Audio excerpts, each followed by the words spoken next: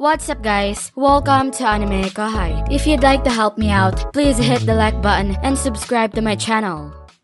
That's probably when he made that unwanted negotiation.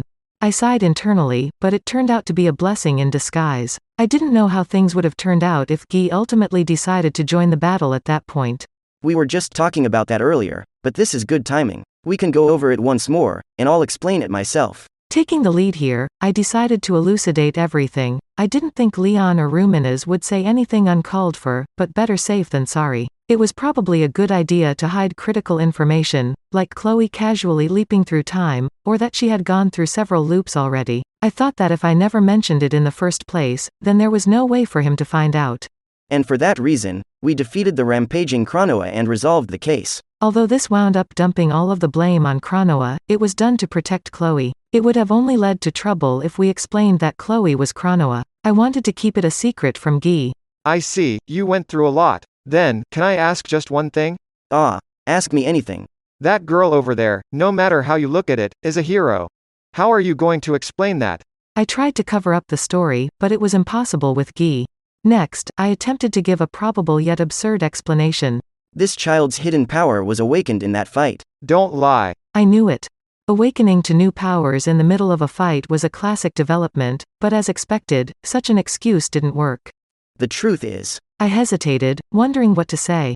Leon spoke up and covered for me. The person I've been constantly searching for with specific summoning is this Chloe. By whatever whim of fate, she was there, but thanks to that, we were saved. I had absolutely no idea how Leon planned to continue the tale, but playing along appeared to be the only way to deceive Guy. That is correct. I was surprised too, but this girl, Chloe, was the perfect vessel to seal Chronoa. Before I could interject, Ruminez cut in and followed Leon's lead. The scale of this whole turn of events ended up getting even more complicated, but more importantly, was I supposed to be the person to continue after her? A sealing vessel, you say? Guy muttered, then glanced at me with weary eyes. That's what I want to ask, too, I thought to myself, but it was unthinkable to tell the truth now that the story had gone this far. I had no choice but to join in. Right. According to Leon, she possesses a special ability that allows her to steal the power of any opponent and seal it away. I was skeptical at first, but once I witnessed its effect with my own eyes, I had no choice but to believe it. How's this? I handed it off to Leon, signaling that the rest was up to him. Honestly, I ended up having my trump card taken from me, but it's better than allowing it to uncontrollably rampage around. Ruminez quickly joined in with a bitter expression, delivering it in an extremely convincing fashion. She's incredible as always, I quietly admired her. All that was left was for Leon to wrap it up. That's what happened. There are a lot of strong people in this world, including you, Guy. I sought to protect Chloe in case of a threat, but I didn't think that she would expend her power as soon as I met her. I really am unlucky. Leon let out a depressed sigh, paired with a look that made me seriously question if he was pretending or not. If Ruminez won the award for Best Actress, then Leon would have won Best Actor as well. Thankfully, the story now came perfectly together. By sealing away Chronoa, Chloe gained the power of a hero. That was the setting we had concocted. You guys aren't trying to trick me, are you? No, not at all.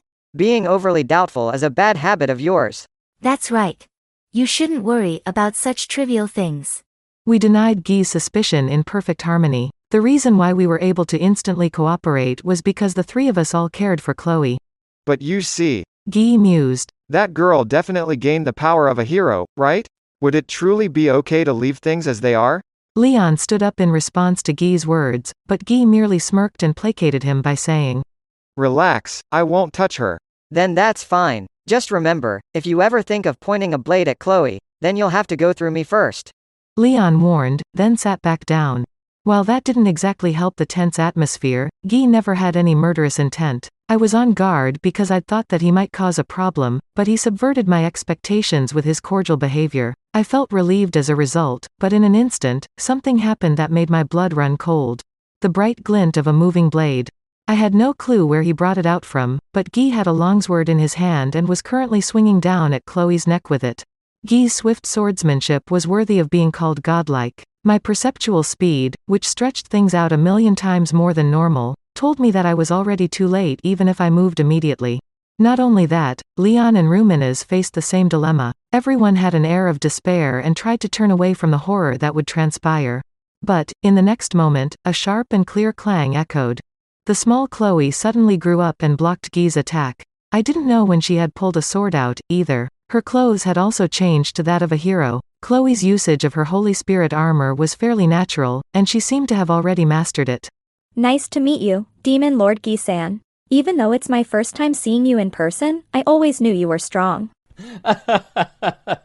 You're not bad as well, Chloe, was it? People capable of using that power properly are, including me, quite scarce in number. Guy and Chloe exchanged greetings. Despite the friendly behavior between the two, I was on edge. This was because I didn't understand what had just happened. I couldn't track their movements even with my perception cranked up by a factor of 1,000,000. It became abundantly clear that this phenomenon wasn't due to some kind of super speed. There was no turbulence in the surrounding air, nor were there any abnormalities in the laws of physics. Magic, or something else, perhaps. It's times like these that my trustworthy partner comes into play. Now, I request an explanation, Raphael-san. Report. Unknown. Failed to analyze and assess the phenomenon performed by individual Chloe Aubert. Seriously? For Wisdom King Raphael-san to say, I don't know, was certainly a rare sight to behold. Whether it was prediction or partial calculation, it would normally give me at least some information. The fact that it couldn't even provide that this time meant it really was a supernatural event outside of its comprehension. In other words, this was impossible to deal with. I was definitely taken aback, but I glanced around to gauge everyone else's reactions. Leon and Ruminez appeared just as pale as I did. However, instead of being angered by Guy's actions, it felt as if they were desperate to understand what had taken place right in front of their eyes. The others were out of the question. They evidently didn't even notice the movement of the swords, so they couldn't have possibly recognized the dire situation.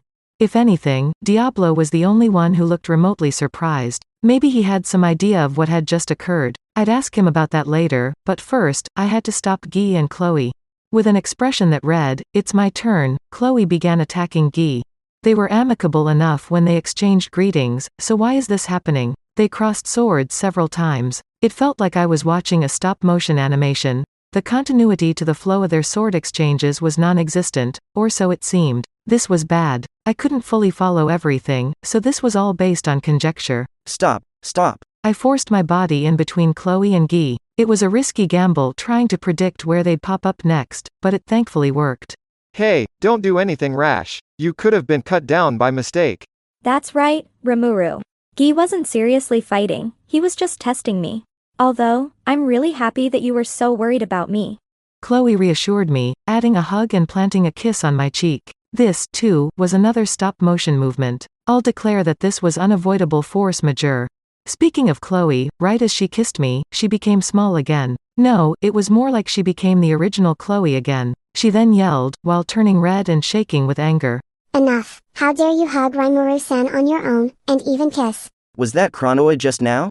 I asked. Yes. We switched in the middle.